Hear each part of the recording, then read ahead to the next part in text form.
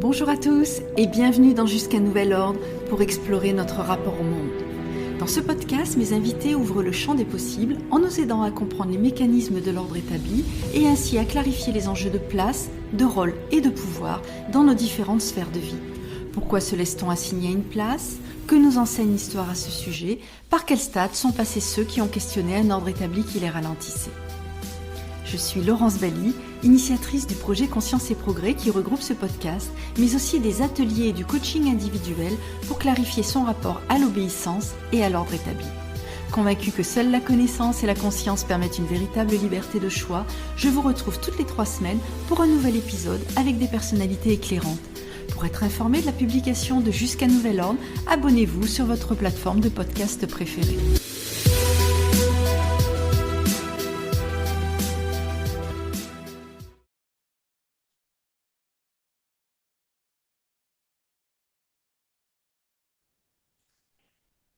Le discours prononcé lors de la remise des diplômes par 8 étudiants d'Agritech refusant de servir le système agro-industriel auquel leurs études les prédestinaient a fait grand bruit l'an passé, dont cette phrase « On ne croit pas au fait de pouvoir changer les choses de l'intérieur. À l'intérieur du système, nous pensons que c'est plutôt lui qui nous changera plutôt que nous qui le changerons. » Ces étudiants qui ont refusé de suivre le chemin tracé par leurs études se définissent comme des bifurqueurs. Ils ont choisi de renoncer à de brillantes carrières qui les assignaient à des places et à des rôles, certes prestigieux, mais contraires à leurs valeurs et à leur vision du monde. Ce cas très médiatisé de rupture avec l'ordre social dominant, ce sont leurs termes, est pourtant loin d'être unique. Jean-Philippe Descas a fait le même choix en 2018, après avoir pris conscience de l'urgence climatique, tournant ainsi le dos à la vie confortable qu'il s'était bâtie grâce à l'obtention du diplôme d'HEC en 2010. Convaincu depuis que les élites ont un rôle précieux à jouer dans le bouleversement du système socio-économique, il est déterminé à faire école.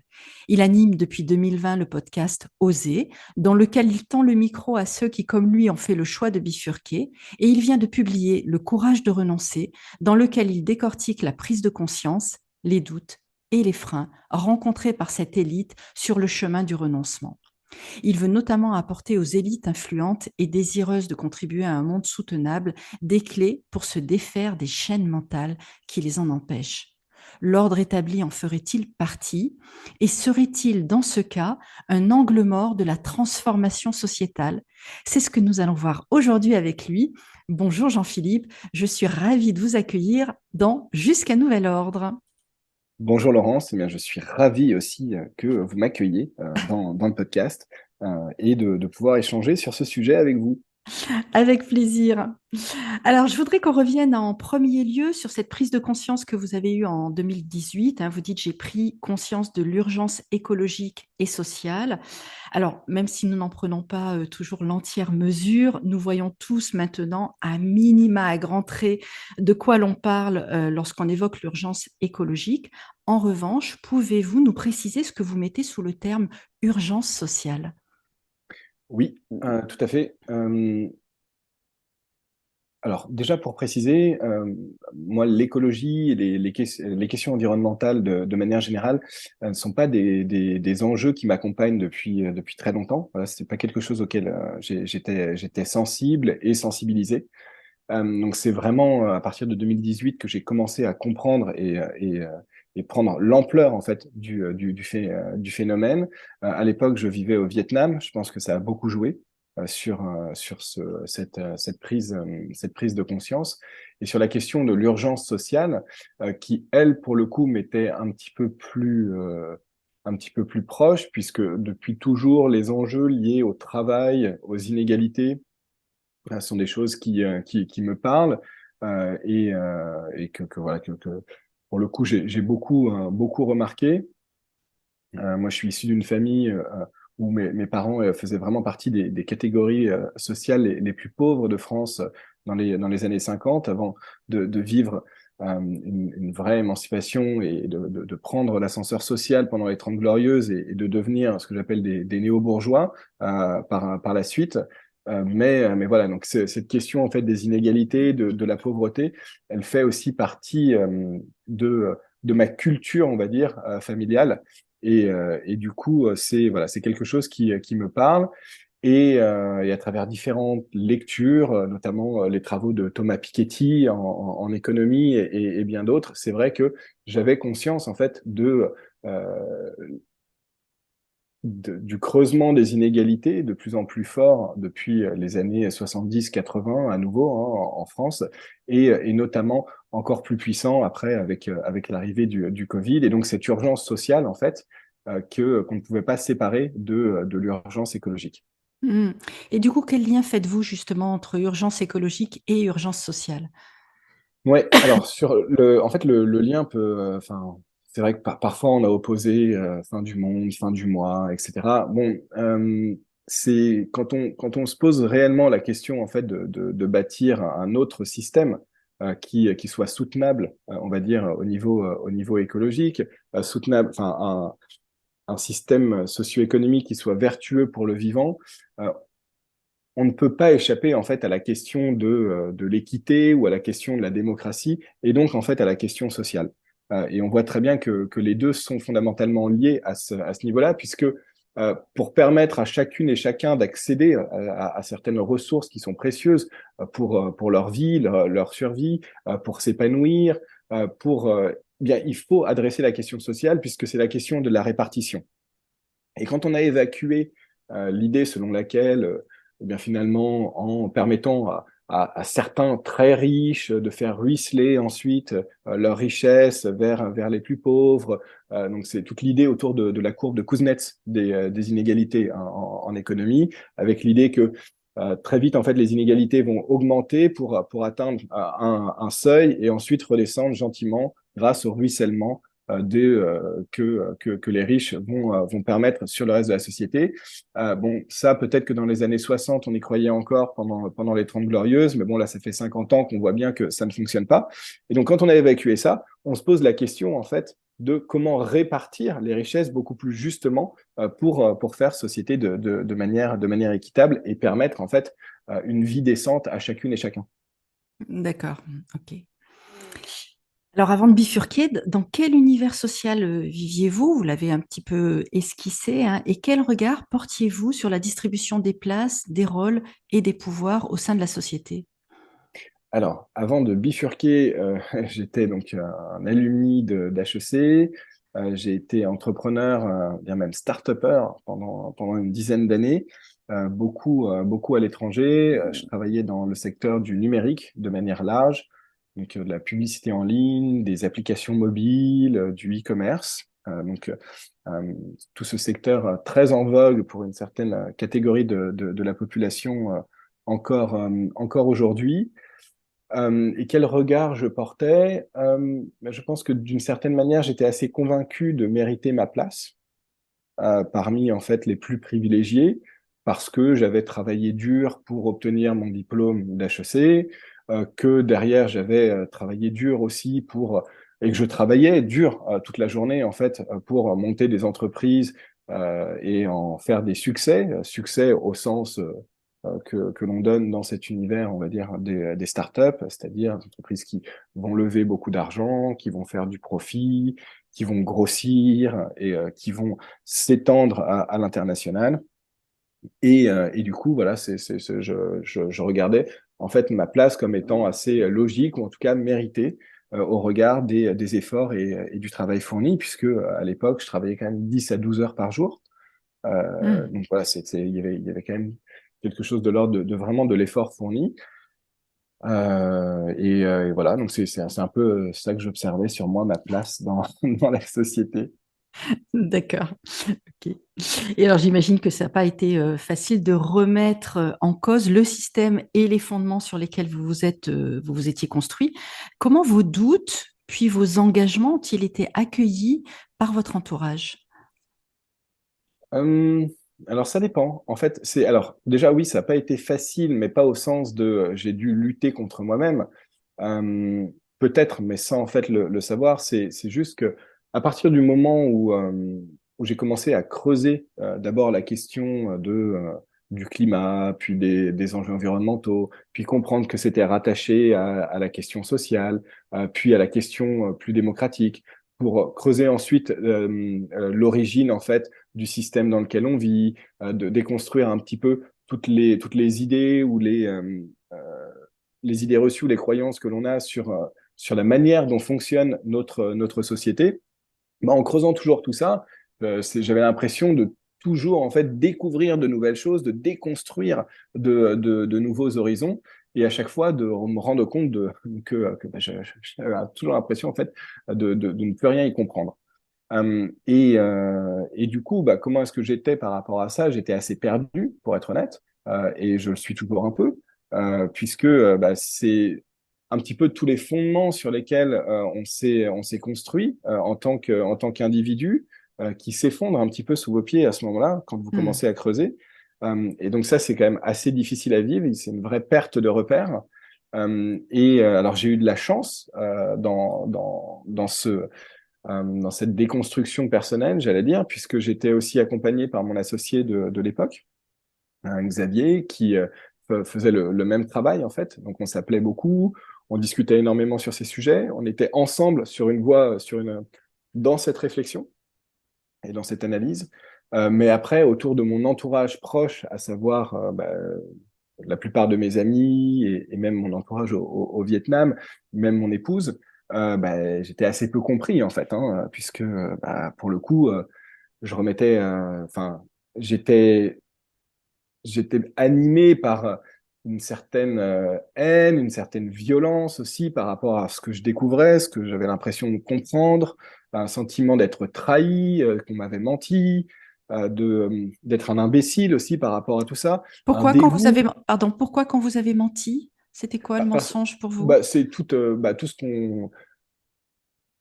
qu'on fait passer dans le système éducatif comme étant de l'ordre de lois naturelles, Hmm. d'une certaine évidence, d'un mode de fonctionnement qu'on ne saurait remettre en question, alors qu'en fait, il est lié à des normes sociales et culturelles, que souvent c'est une pure invention, une pure fiction, et que en fait, voilà, il n'y a pas de réponse de ça doit être comme ci ou comme ça, en fait. C'est juste une décision politique la plupart du temps sur la manière dont ça se met en place et, et ce qu'on nous fait passer aussi pour quelque chose de l'ordre de la logique parce que ça correspondrait à une équation mathématique ou autre. Alors, je pense à toutes les lois en économie hein, pour la Ouais. plupart du temps. Encore une fois, c'est quand on découvre d'où ça vient réellement, comment ça a été mis en place, on se rend compte que, enfin, c'est quand même fou qu'on soit encore en train de croire en ces choses-là, de toujours les enseigner, etc. Donc voilà, donc c'est ce sentiment-là en fait qui m'habitait et qui effectivement rendait les choses un petit peu compliquées dans ma communication avec mon entourage. Mais j'ai eu la chance d'avoir aussi quand même une oreille attentive auprès de ma femme, même si voilà, elle comprenait pas forcément cette pirouette, on va dire, hein, ce changement à 180 à 180 degrés qui s'est fait assez rapidement finalement. Mais voilà, elle a eu enfin, le mérite de m'écouter, de tendre l'oreille et puis finalement d'épouser un petit peu cette logique dans laquelle j'allais, sans aller forcément dans la même direction, mais voilà, qui a permis en fait de moi me sentir seul et puis d'avancer dans ma réflexion tout en étant quand même soutenu. D'accord. Et au niveau de vos parents, justement, qui vous ont, j'imagine, poussé vers de ces brillantes études, comment ça s'est passé et qu'est-ce que c'est venu Et, toucher en eux? alors, ils m'ont pas forcément poussé vers ces études-là, puisque j'étais pas un brillant élève au lycée. Enfin, j'avais beaucoup de facilité, comme on dit, et du coup, mais j'étais assez peu intéressé par les études de manière générale, même si j'étais dans un très bon lycée et que j'avais des notes tout à fait honorables, hein. Mais voilà, j'étais pas, enfin, mes parents me voyaient pas faire de grandes études. Voilà, de toute façon, même mes profs, hein. Donc, ça a été un peu un coup de chance, en fait, le fait de rentrer en prépa, puisque c'était suite à finalement une professeure qui m'avait dit, bah, de toute façon, tu n'en es pas capable, toi, tu vas aller à la fac. Que j'avais dit, ah, bah, très bien, bah, je décide de faire ça. Un petit peu, voilà, l'ego qui parle. Et que je me suis dirigé vers ces études et mes parents qui n'y croyaient pas, qui me disaient, non, mais Jean-Philippe, t'es bien sûr, ça veut dire qu'il faut travailler, hein. Voilà. Alors, arrêter de jouer de la guitare, de jouer au foot et de faire des sorties avec les copains. Il va falloir travailler pour de vrai. Et du coup, j'ai dit oui, oui. Donc, ils étaient assez surpris. Hein.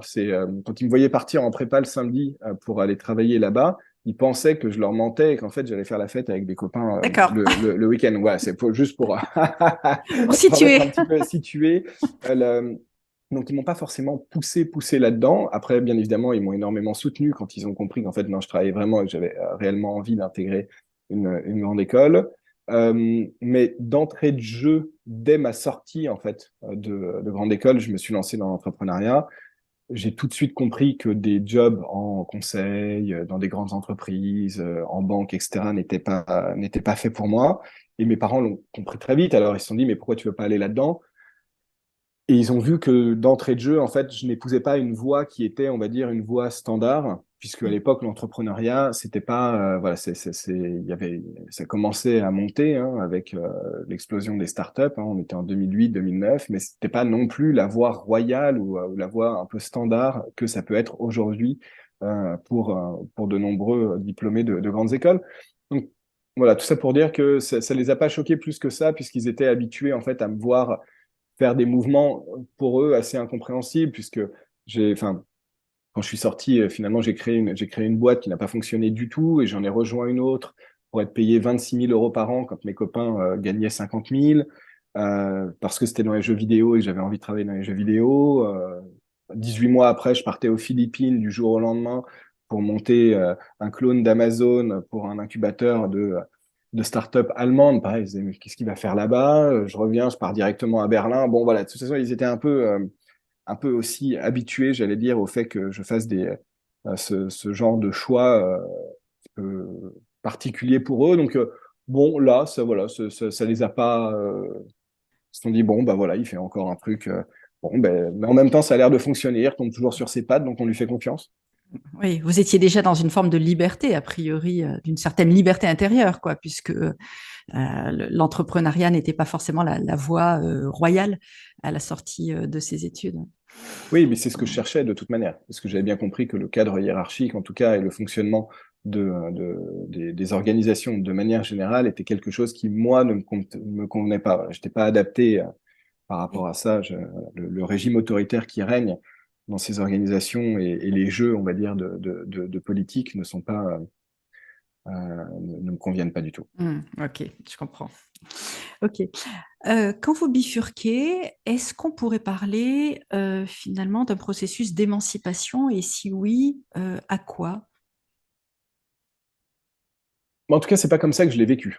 D'accord. Alors, je ne sais pas si avec le recul, on peut regarder si c'est une certaine émancipation, et j'en suis pas vraiment sûr. Honnêtement, Mhm. quand je regarde là où j'en suis aujourd'hui, j'ai pas l'impression d'être émancipé quoi que ce soit. Je fais toujours partie du système. Enfin, j'ai bifurqué, certes, parce que enfin, là, j'ai repris mes études, je suis doctorant, mais je suis doctorant à l'école polytechnique. Enfin, voilà, j'ai pas trop l'impression d'être sorti quand même du système. Je reste un grand privilégié, même si je décide de mettre mon métier au service d'une certaine utilité sociale, en tout cas de moi, ce que je définis comme étant une certaine utilité sociale, et qui a vraisemblablement plus de sens aujourd'hui au regard de ce que je définis comme étant mon éthique et le sens que je veux donner à ma vie. Mais après, donc voilà, donc je ne sais pas trop par rapport à l'émancipation. Euh, mais ce qui est sûr, c'est que à ce moment-là, plus que émancipation, c'est plus un processus de déconstruction, j'allais dire, D'accord. que j'ai vécu en allant interroger en fait vraiment mes croyances, celles qui étaient les plus flagrantes, j'allais dire, au fur et à mesure. Hein. On est parlé hein, par rapport à, notamment en économie. Moi, je viens vraiment du monde de l'économie, du business, de l'entrepreneuriat. Donc, le fonctionnement même de la comptabilité, toutes ces choses-là, en fait, de manière très pratique, très opérationnelle. Et pour comprendre d'où est-ce que ça vient, j'ai toujours beaucoup aimé l'histoire.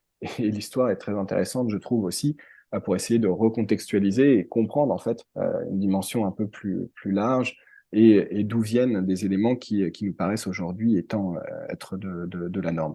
Donc voilà, plus un processus de déconstruction au fur et à mesure, même si je l'ai forcé en accumulant énormément d'informations, de connaissances dans une période très réduite pour essayer de comprendre, en fait, hein, de comprendre ce qui m'avait échappé. En fait, un peu l'impression, pour le dire clairement, que je passais d'un monde où, en fait, bah, je ne connais, je ne questionnais pas le fait qu'on on vive dans un système, la planète Terre, qui soit basé sur certains équilibres et qui puisse être déréglé, à un monde dans lequel, en fait, on est dans un système qui est fragile et, et dans lequel, en fait, nos actions individuelles et collectives peuvent, en fait, dérégler ce système et remettre en cause la capacité de toutes et tous à vivre dans ce système. Donc, c'est vraiment cette prise de conscience qui, derrière, me dit, ah oui, d'accord, on ne peut pas faire, en fait, tout ce qu'on veut, il y a des limites qu'il faut soit s'imposer, enfin, individuellement, collectivement. En tout cas, il y a d'autres règles du jeu que celles de juste ce qu'on définit comme la liberté individuelle de je fais ce que je veux quand je veux, parce que Mhm. je le peux, parce que j'ai l'argent, quoi. Oui. Et donc là, quand il y a cette prise de conscience, du coup, vous abandonnez votre entreprise. Comment ça se passe en fait? C'est quoi pour vous, dans votre cas, la bifurcation? Voilà, pour que ce soit peut-être Bien un peu plus sûr. concret pour nos auditeurs. Quelle forme elle a pris exactement? Alors, moi, à cette époque-là, j'avais une entreprise qui était une agence de marketing dans le secteur des jeux vidéo que j'avais lancée en 2014. Et donc, ça faisait 4 ans qu'on travaillait dessus avec des hauts et des bas pour le coup. Et cette entreprise, on a décidé en fait de la faire bifurquer de son activité principale à de multiples reprises pour lui donner plus de sens. Et donc, cette bifurcation, elle s'est faite dans le temps. Pourquoi? Parce que pendant près de 2 ans, en fait, on a essayé de travailler à d'autres projets. Donc, on s'est posé la question de comment est-ce qu'on pourrait changer l'activité de l'entreprise, comment est-ce qu'on pourrait la transformer pour lui donner plus de sens, et qu'est-ce que ça veut dire lui donner plus de sens, quitte à ce que ce soit complètement différent. On s'est posé la question de la transformer d'une entreprise donc, qui fait du marketing de jeux vidéo à, par exemple, une ferme hydroponique qui fait du houblon. Donc, choses Ah qui sont oui. complètement différentes. Euh, mais en fait, dans ce processus de réflexion, en testant plein de modèles économiques, d'idées, à chaque fois, j'étais confronté au même problème, celui que j'avais l'impression de devoir sacrifier ma volonté d'utilité sociale et écologique dans l'activité à cause du besoin de faire de l'argent, de faire du profit et du coup de respecter, on va dire, les normes comptables qui font le fonctionnement des entreprises. Et ça m'a fatigué puisque en fait, j'avais vraiment l'impression de me dévoyer à chaque fois. Et du coup, j'ai décidé d'arrêter complètement et d'arrêter de chercher à transformer pour faire en fait des activités complètement bénévoles. Alors, j'avais Mhm. cette chance et cette capacité puisque en fait ma femme du coup nourrissait le foyer avec son seul travail et donc du coup moi j'ai pu me consacrer à des activités bénévoles et qui du coup qui ne remettaient pas en question en fait la nature on va dire utile que je voulais mettre dans ces activités. Ouais, ok. Si on situe le phénomène de la bifurcation dans le temps et dans l'espace, alors on se souvient notamment de ceux qui, dans les années 70, quittaient tout pour partir dans le Larzac, hein. Je crois d'ailleurs vous en avez fait un épisode dans Oser. Mais est-ce que vous savez si le phénomène touche actuellement d'autres pays que la France? Je sais pas du tout. Vous Je savez me pas. suis, je me suis Ouais. pas du tout intéressé à ces questions. Ouais, non, j'imagine, hein, mais Oui, oui. ouais, là, j'ai pas du tout regardé. Ce serait intéressant de savoir si c'est un phénomène finalement d'ampleur au niveau de la planète ou si c'est effectivement Ouais. plutôt franco-français. Mais... Après, enfin, le système des grandes écoles est très franco-français. Donc, le système quand même un peu de caste ou d'élite des grandes écoles, en tout cas comme on le définit, ne se retrouve pas forcément dans les autres pays européens, en tout cas, enfin, pas de la même manière, puisqu'il n'y a pas ce système de classe préparatoire avec des grandes écoles. Donc, j'imagine que ça se forme autrement.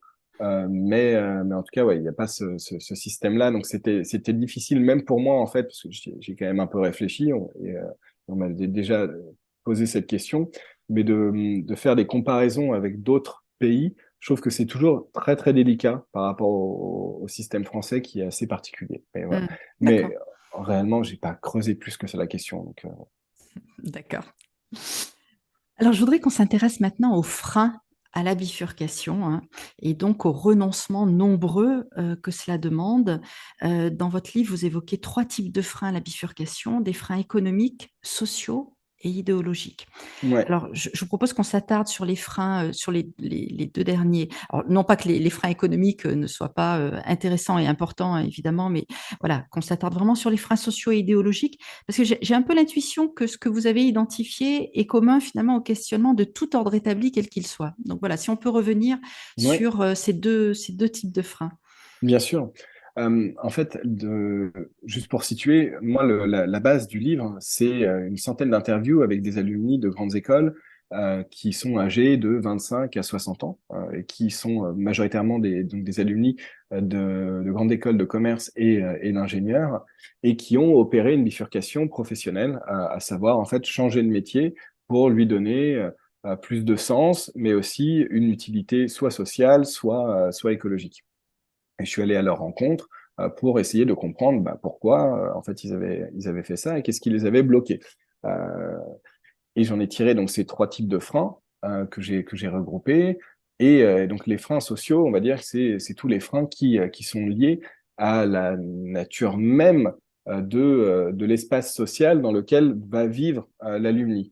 C'est-à-dire en fait sa bulle, sa classe, les gens qu'il va fréquenter, sa famille, ses amis, ses collègues, le quartier où est-ce qu'il, où il vit, et donc un petit peu ce que j'ai nommé son entre-soi, sachant que c'est pas un vilain mot, l'entre-soi, puisqu'on vit tous dans des entre-soi, qu'on soit riche, pauvre, classe moyenne et autres. En fait, l'idée de vivre dans une certaine mixité sociale doit sûrement exister pour certaines catégories, mais c'est très loin d'être la norme, en fait. Très souvent, on vit avec des gens qui nous ressemblent, qui ont un habitus commun avec le nôtre. Et du coup, ça, c'est un frein qui est très important. Pourquoi? Parce que il enferme dans une certaine vision du monde et dans une certaine méconnaissance de la réalité des choses. C'est-à-dire que pour des alumni, opérer une bifurcation, c'est forcément en fait choisir de se couper de son milieu social Hmm. à partir du moment où en fait cette bifurcation implique de réduire drastiquement, par exemple, ses revenus par rapport à son salaire, puisque quand on travaille chez McKinsey et qu'on gagne peut-être 10 000 euros par mois et qu'on veut ensuite aller travailler chez Emmaüs pour gagner 2 ou 2500 peut-être, bon, c'est pas la même chose. On n'occupe pas le même appartement parisien, on se paye pas les mêmes vacances, on va pas dans les mêmes restaurants, on n'a pas le même mode de vie. Et ça, c'est problématique par rapport aux gens qu'on fréquente, qui partagent notre quotidien, qui, eux, ne vont pas se couper de ce mode de vie. Et du coup, ça veut dire ne plus pouvoir suivre, ne plus pouvoir partager, et peut-être même ne plus avoir envie de partager ces choses-là. Pareil, un autre frein, ça va être celui de pouvoir aborder ces questions-là. Je dis dans le livre, c'est parfois assez marrant, mais quand on se retrouve donc dans des dîners, on peut parfois aborder la question du capitalisme comme étant un problème. Ça va faire rire une fois, la seconde fois, on va dire bon, ça va, calmos. Et puis la troisième fois, de toute façon, on n'en aura pas l'occasion puisqu'on n'est plus invité au dîner. Hmm. Donc c'est puisque en fait la critique et la capacité de parler est freinée jusqu'au moment où on remet en question l'ordre établi justement et où on questionne en fait le fonctionnement de la société qui fait de nous des privilégiés et qui du coup va renvoyer une image assez négative à nos amis et nos camarades à partir même du moment où on commence à dénoncer un certain mode de vie, même si on ne va pas les cibler directement, les gens se sentent ciblés automatiquement.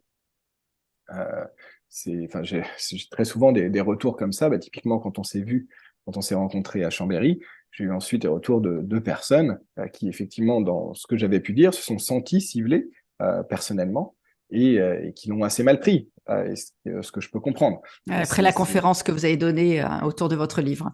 exactement. Et du coup, ça, c'est quelque chose d'assez logique. Bon, c'est l'ego qui parle, mais voilà, c'est quelque chose qui peut être assez bloquant. Mais je pense on comprend très bien à partir du moment où il y a tout mouvement, mais ça peut être aussi au niveau social, enfin, les freins de la famille, on en a parlé un petit peu tout à l'heure. Ça peut être aussi enfin, quand on parle de la famille un peu plus restreinte, avec son ou sa conjointe, si on en a un. Typiquement, moi, je n'ai pas rencontré de personne qui avait opéré de bifurcation, qui n'était pas en accord complet, en fait, avec sa ou son conjoint dans ce processus. Ouais. Donc, enfin, voilà, ça implique très clairement déjà un travail enfin, de discussion, de mobilisation, on va dire, du foyer. Enfin, c'est pas la personne uniquement qui va pouvoir bifurquer, qui va pouvoir opérer un changement, c'est tout le foyer, puisqu'il faut que tout le monde soit d'accord C'est sur le évident, ouais. fait de renoncer, de perdre quelque chose, enfin, en tout cas en statut par rapport à ce qu'on définit comme étant un succès aujourd'hui, en niveau de vie, hein, puisque c'est évident hein, que bifurquer pour s'engager socialement ou écologiquement, c'est renoncer très clairement à un certain niveau de vie. Euh, donc voilà, donc ça c'est pour la partie frein social. Et l'autre partie qui est plus de l'ordre idéologique, alors celle-ci elle est marrante parce que je l'avais pas vue venir quand j'avais commencé à faire mes interviews, elle est vraiment venue après. Et je m'en suis rendu compte en voyant notamment là où étaient arrivés, on va dire, les alumni après leur bifurcation et on va dire le niveau de radicalité qu'ils mettaient dans leur transformation de mode de vie ou de métier. Et ce dont je me suis aperçu pour beaucoup, en fait, c'est qu'il y avait assez peu de radicalité. Pourquoi? Parce que, en fait, on restait enfermé dans une même croyance, en fait, dans un même système de croyances, ce que j'ai appelé dans le livre l'idéologie capitaliste néolibérale, et dans laquelle, en fait, est baignée toute la société aujourd'hui, hein, depuis les années 80 et notamment l'effondrement de l'URSS. C'est la doctrine de Margaret Thatcher, There is no alternative. Voilà, il n'y a plus qu'une seule voie, en fait, dans le fonctionnement du monde, celle du capitalisme et du capitalisme néolibéral. Et on ne peut plus l'interroger. Pourquoi? Parce que c'est devenu un ordre naturel des choses. Hmm. Donc en fait, c'est même pas le fait de dire bon bah on pourrait faire d'autres choses. C'est non non. Il y a ça, c'est l'ordre naturel, c'est le fonctionnement naturel de la société. Il y a vraiment une naturalisation du système économique tel qu'il fonctionne, de toute la structure même de la société. Et donc ça, en fait, si on ne déconstruit pas cette idée et si on n'interroge pas cette idée de loi naturelle, pour se rendre compte qu'en fait, elle n'a rien de naturel, mais que c'est tout simplement des lois sociales, culturelles, et qui, pour la plupart, sont extrêmement jeunes. Hein. Pour donner quelques idées un peu concrètes, Oui. c'est la propriété privée, la méritocratie, l'éthique du travail, le fonctionnement de la dette, l'idée de progrès, et notamment de progrès technique. Tout ça, en fait, c'est quelque chose qui nous vient pour la plupart des Lumières, hein, donc du XVIIe siècle, XVIIIe siècle, et qui, au fur et à mesure, s'est établi et aujourd'hui s'impose comme une doctrine naturelle, mais il y a 300 ans, ce n'avait rien de naturel et ça ne faisait pas partie du fonctionnement de la société. Donc voilà, et donc quand on creuse toutes ces questions-là et qu'on se rend compte qu'en fait, ça n'a rien de naturel, on ouvre un champ des possibles qui est Hmm. foisonnant en se disant, bah, en fait, on peut faire autrement. Il n'y a pas par exemple, de nature humaine qui serait malsaine ou mauvaise et qui fait que, bah oui, les hommes ont toujours envie de se taper les uns sur les autres et qu'on est obligé d'avoir des États, une police pour les contrôler, pour faire que, bah, finalement, ils ne deviennent pas des sauvages, que voilà, que l'idée que, par exemple, on vive en petite communauté implique forcément des guerres permanentes, alors que maintenant, grâce au fonctionnement des États-nations, de l'Europe, de la mondialisation, on a réussi à imposer la paix. Bon, en plus, empiriquement, c'est complètement faux. Enfin, il y a énormément de guerres actuellement. Enfin, et donc, bon, tout ça, en fait, sont des choses qui méritent d'être déconstruites, mais et qui permettent, en fait, de voir d'autres possibilités de construction, d'autres modèles de société qu'on n'aurait pas envisagés, et surtout qui dénaturalisent le fonctionnement même de notre société actuelle, et qui permettent de l'interroger et du coup d'offrir des voies de modes de vie alternatives beaucoup plus riches que si on reste enfermés en fait dans cette idéologie qui en fait offre un périmètre d'action très restreint. Ouais. Ouais, vous venez de décrire alors merveilleusement le fonctionnement de l'ordre établi, c'est-à-dire qui au fil du temps apparaît comme un ordre naturel, donc difficile à questionner, qui n'est même pas nommé en tant que tel d'ailleurs, difficile à questionner et apparaissant comme tous, enfin ou à la plupart en tous les cas comme immuable et indépassable. Donc c'est très intéressant à travers cet exemple. Ok.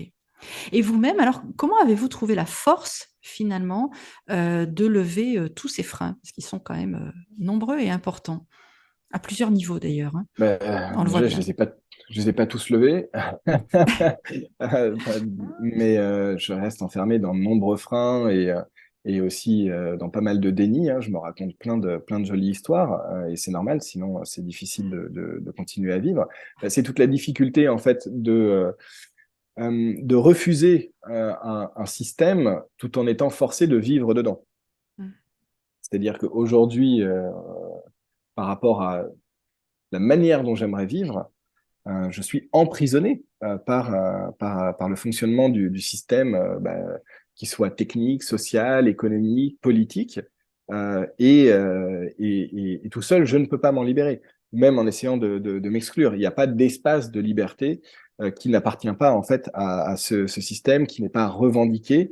Et du coup, c'est toute la difficulté de dire comment est-ce que je fais pour vivre dans un système que j'exècre, mais que j'ai envie de transformer pour faire advenir autre chose.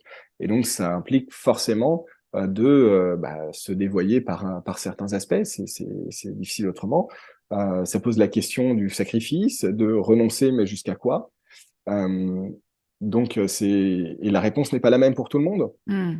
Et je pense que c'est un équilibre à trouver aussi, et qui n'est pas forcément le même aussi au fil du temps. Voilà, il y a pas de linéarité Ouais. du changement. Très souvent, voilà, je l'apprends aussi, hein, on prend la courbe de Kübler-Ross pour parler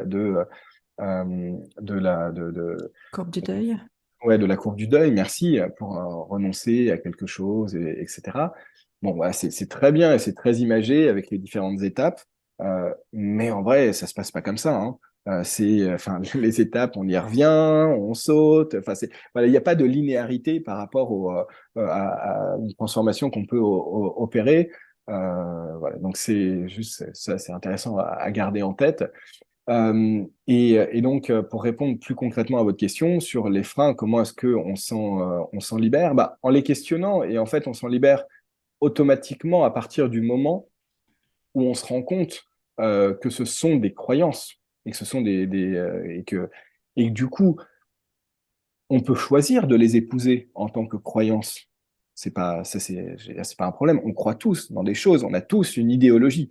L'idéologie n'est pas un vilain mot, hein. C'est juste le fait c'est le système qui révèle l'ensemble de nos croyances et de nos idées. Mais ce que je trouve important, c'est de le définir en tant que tel. Le Mm. fait de savoir qu'on est dans de la croyance. Et ça nous libère déjà par rapport en fait à la capacité d'en changer aussi, de les remettre aussi en question. Et puis aussi dans les discussions et les échanges qu'on peut avoir avec d'autres. Puisque à partir du moment où, par exemple, la décroissance, voilà, c'est un système de croyance autant que le néolibéralisme. Et à partir du moment où on ne définit plus ça comme étant, on va dire, un état naturel des choses ou la voie forcément à tracer, mais celle qui correspond à mon éthique, qui retient un ensemble de croyances, d'idées, mais que moi, je choisis d'épouser à un moment donné, on est capable d'en discuter aussi, de manière Mm. peut-être un peu plus apaisée, et puis de le faire évoluer, d'en changer. En fait, on l'a sorti de, euh, d'une certaine donc, naturalisation, comme j'ai dit, mais aussi du fait qu'elle nous appartient et qu'elle forme notre identité. Voilà. C'est ça qui, je pense, est aussi assez important. C'est comme par exemple sur la propriété privée, sur le fait ce n'est pas notre identité. Notre identité, c'est pas être propriétaire d'une maison. Notre identité, c'est pas d'être la personne sur Instagram qui fait des posts et des. Enfin, tout ça, en fait, est complètement décorrélé. Et Mm. je pense que c'est important, en fait, de prendre du recul par rapport à ça pour être un peu plus apaisé aussi dans les discussions que l'on peut avoir. Mais bon, enfin, je dis ça, mais enfin, c'est pas Oui. facile au quotidien, hein, Oui, et en même temps, c'est tout ce qui nous permet de toucher, d'appréhender la relativité finalement de nos certitudes. Et ça, c'est important. Du coup, c'est un rapport au monde un peu différent selon que on vit avec des certitudes ou Mhm. bien des croyances comme tout le monde, mais comme vous l'avez dit, avec la conscience que c'est une croyance et que c'est une vision du monde et qu'il y en a d'autres. Ouais. Non, mais c'est très juste, vous avez raison, c'est exactement cette idée de certitude. Moi, j'ai des certitudes tout le temps, et puis quelques semaines après, je me rends compte, bah, je suis plus, j'ai plus de certitude par rapport à ça. Je me dis, ah, mince, ah, soit j'étais vraiment très con, soit bon, bah, effectivement, du coup, maintenant, il faut que je mesure un petit peu ma certitude par rapport à, parce que, enfin voilà, il y a toujours un moment où on va se rendre compte que bah, ce dont on est certain, puisqu'on y croit très profondément, on y met énormément d'émotions de nous-mêmes. Bon, mais c'est finalement peut-être pas si évident et se regarder sous un autre angle avec une autre connaissance, un autre rapport aux choses finalement qu'on ne connaissait pas, qu'on n'avait pas perçu, eh bien ça enlève une partie de nos certitudes. Alors, si on rêve un peu, on essaie de se projeter, que serait concrètement la transformation radicale que vous prônez? Hmm. Pour un individu ou pour la société? Pour la société et voilà, et peut-être en précisant quelle répartition des places, des rôles et des pouvoirs cela impliquerait. On a 3 heures ou pas? Allez, en quelques mots pour rêver. Faites-nous Non, rêver là en quelques mots. en quelques mots. Alors, plutôt que de décrire en fait un modèle de société idéale, puisque en fait, j'ai pas vraiment de modèle de société idéale, c'est plus en fait des valeurs. Oui. Euh, et des valeurs qui correspondent aujourd'hui, moi, à une certaine éthique que j'ai, qui peut évoluer. Mais je pense que c'est intéressant de parler en termes de valeurs et en termes d'éthique, et surtout en fait d'essayer de les rendre le plus transparentes possible, puisque ça permet de comprendre plus facilement d'où l'on vient, ce vers quoi on veut aller, et, euh, et de s'accorder ou non déjà sur des choses aussi simples que les valeurs et l'éthique que l'on met derrière. Pourquoi je vous dis ça? Parce que je questionne, honnêtement, notre capacité à faire société ensemble, à l'échelle d'un pays, par exemple, euh, avec tout un tas d'individus différents qui ne partagent absolument pas les mêmes valeurs. Je ne sais pas si ça, c'est pas déjà un problème fondamental au niveau de notre capacité à faire société, dans la manière dont on pense à faire société. À partir du moment où des gens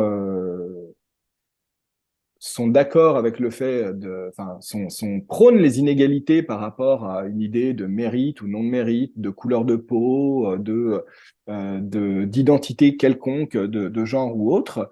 Moi, ça me pose un problème, puisque moi, dans mes valeurs, voilà, c'est l'égalité ou l'équité même, Mm. est quelque chose qui est très fort. Et du coup, je ne sais pas comment faire société, ou je ne sais pas comment, en fait, aller dans la même direction qu'une personne qui n'aurait pas ces valeurs pour construire une société ensemble, déjà. Donc voilà, je pense que c'est assez important de le dire, surtout à une époque où euh, on part du présupposé. Alors je ne sais pas si c'est une époque, hein, ça se trouve, ça a toujours été comme ça, et donc voilà, mais en tout cas, je le ressens beaucoup aujourd'hui, mais c'est peut-être par rapport à ma nouvelle vision du monde que je le ressens aujourd'hui et que je ne le ressentais pas avant.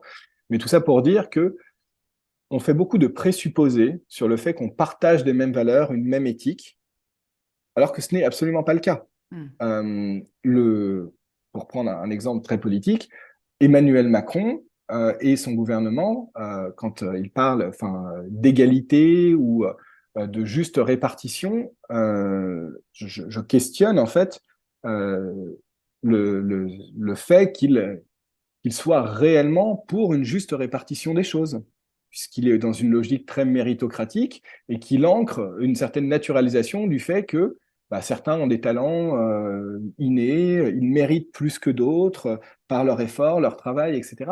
Et ça, c'est quelque chose avec lequel moi je suis profondément en désaccord, par exemple. Mm. et si on ne le parle pas, enfin, si on ne l'évoque pas, si on ne le rend pas transparent, en fait, ça devient très, très difficile de se dire, OK, on va ensemble vers un objectif commun, construire quelque chose de commun. Donc voilà, donc en fait, ce serait déjà essayer de faire, de réfléchir de manière individuelle et collective à quelles sont nos valeurs, quelles sont les valeurs de la société qu'on aimerait construire ensemble. Euh, Typiquement, pour prendre un exemple, on va dire un petit peu moins peut-être crispant, mais qui résonne beaucoup aujourd'hui, c'est la question de rapport au vivant. Oui, Il y a des gens qui aujourd'hui euh, ont pour valeur le fait que bah, le vivant, qu'on soit un humain ou un non-humain, finalement, c'est le prix de la vie, ou en tout cas la valeur de cette vie, se met sur un même pied d'égalité, ou en tout cas, on, on pose comme hypothèse, comme valeur de base, le fait que bah, le vivant, de manière générale, est important, et d'autres, je pense, de manière très partagée dans la société, vont dire non, les humains se placent au-dessus du reste des vivants. Déjà, là, ça pose problème en termes de valeur et d'éthique sur la manière dont on construit en d'accord. fait une société. Donc voilà, donc déjà essayer de mettre tout ça à plat pour construire en fait une éthique commune, si on est capable de créer une éthique commune, et Hmm. ensuite, après, voir ce que ça donne en termes de modèle de société. Mais voilà, c'est sur les rapports de domination, sur les inégalités, sur tout ça, il est important en fait de poser ces questions-là, puisque elles jalonnent les fondements même de la société. Ouais, poser les questions comme point de départ justement pour se mettre d'accord sur un certain nombre de choses et oui, rendre visibles certaines questions effectivement qui ne se posent plus. Donc, ouais, c'est intéressant comme démarche. Ok, alors pour terminer, quel conseil donneriez-vous à des personnes souhaitant, alors là je vais utiliser le terme, de s'émanciper d'un ordre établi contraire à leurs valeurs ou dans lequel elles se sentent tout simplement étriquées? Trouver des gens qui sont dans une même logique, un même questionnement. En fait, je pense que c'est peut-être ça le plus important au départ. C'est on est très très seul quand on commence à questionner le fonctionnement de l'ordre auquel on appartient, et quand autour de nous, les gens ne le questionnent pas. Et cette solitude, en fait, elle rend cette capacité d'émancipation très, très difficile, en fait. Hmm. Et du coup, je pense que c'est important pour ne pas se sentir le vilain petit canard, pour ne pas se sentir fou, pour ne pas se sentir déconnecté, euh, de trouver, en fait, des personnes qui sont dans une même démarche. Donc voilà, et c'est très souvent ce qui a été fait par les personnes que j'ai interviewées. C'est ce que j'ai fait moi aussi et qui m'a énormément aidé quand j'ai rencontré les gens de la Fresque du Climat, des Shifters, de Alternativa et de d'autres associations. Ça m'a fait beaucoup de bien en fait de me rendre compte que bah voilà, je n'étais déjà pas seul Pas seul. là-dedans, et de pouvoir du coup regarder avec plus de recul le fonctionnement du groupe auquel j'appartiens, et, euh, et pour entamer en fait une démarche d'émancipation ou non, mais en fait déjà pour santé psychologique, c'était salvateur. Ouais. Ce besoin effectivement de se sentir appartenir à un groupe, d'autant que vous avez évoqué tout à l'heure justement ces freins sociaux, c'est-à-dire qu'à un moment donné, on risque de ne plus appartenir à notre groupe d'origine, enfin, ou en tous les cas d'être un peu rejeté, donc refaire groupe pour être plus fort. Quitte à y revenir après, mais avec peut-être suffisamment de recul et C'est ça.